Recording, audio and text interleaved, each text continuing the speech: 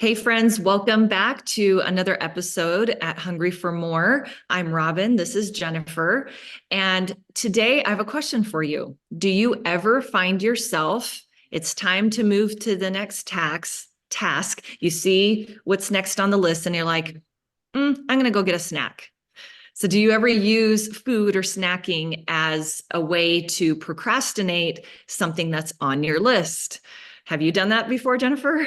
Oh, multiple times. I can guarantee it. It's almost like I need a snack before I move on to the next thing. Well, and the thing is we're talking about using it to procrastinate tasks, but it could be from changing environment. It could be from just, a reward, like many things. But today we're talking about specifically to avoid doing something. And the reason we're talking about this is it came up with one of our clients.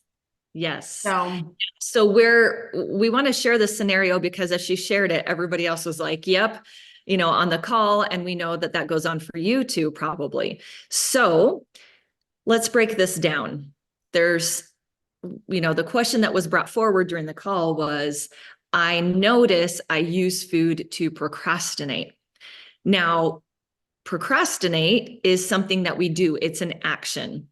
And what I asked her on the call was, okay, you're doing the action of procrastinating, but what is the emotion you're feeling that is making you want to eat instead of doing the next task?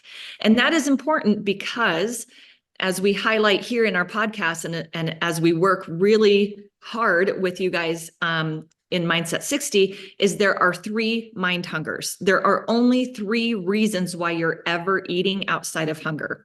And so that's why we want to understand that if she's doing the action of procrastinating, there's an emotion going on inside of her that's making her want to not do the task for whatever reason. In her case, it was just something that made her a little bit uncomfortable. Just right. wasn't the fun part of the The day, and it reason doesn't matter.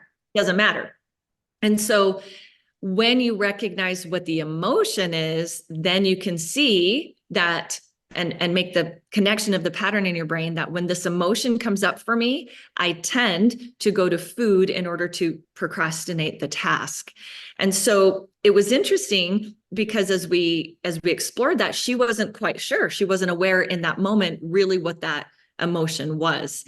And, during the call, we're able to kind of get an idea of what it was, but she kept an eye on it for a week and then came back and reported. And we were just so excited and inspired by what she was able to recognize and see that we wanted to share it with you because it's possible for you too.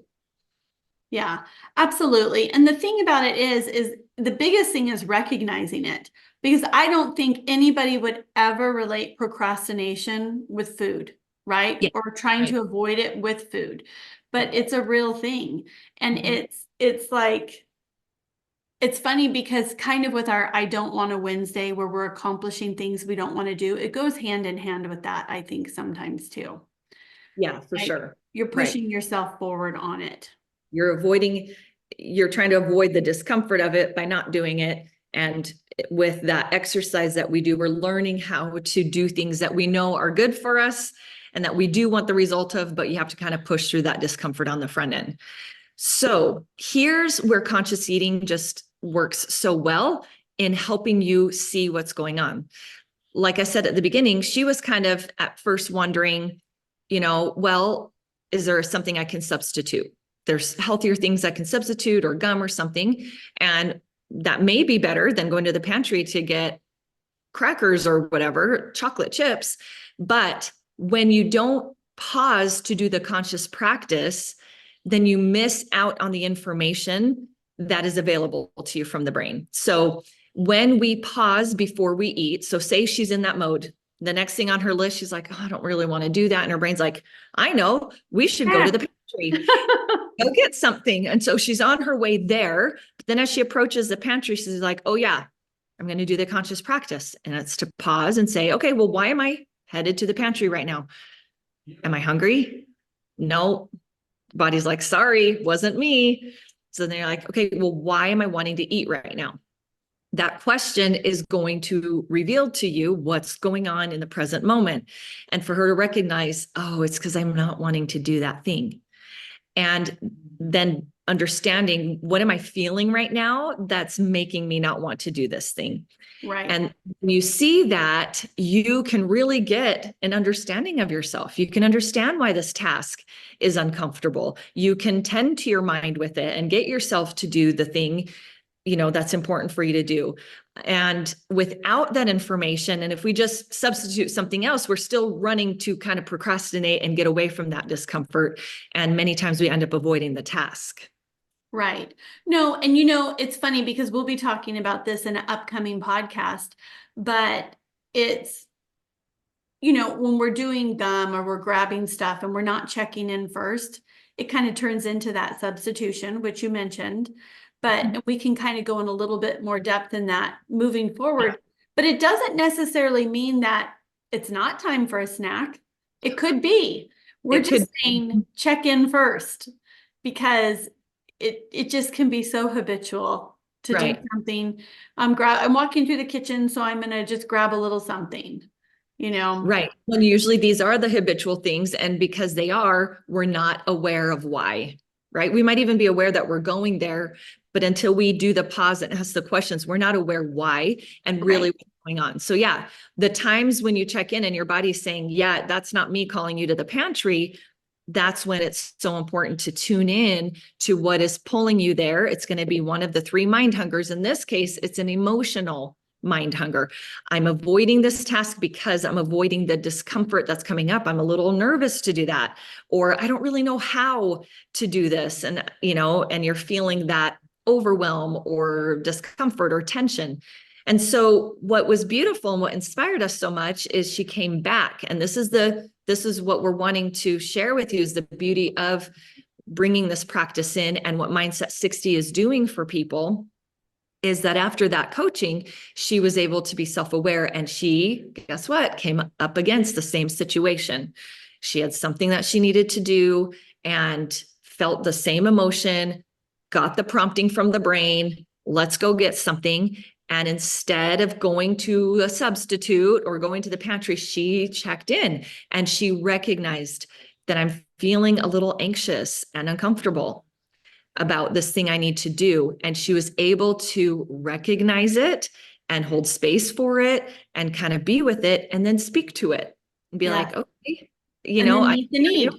Exactly what we're trying to teach you. It applies here too.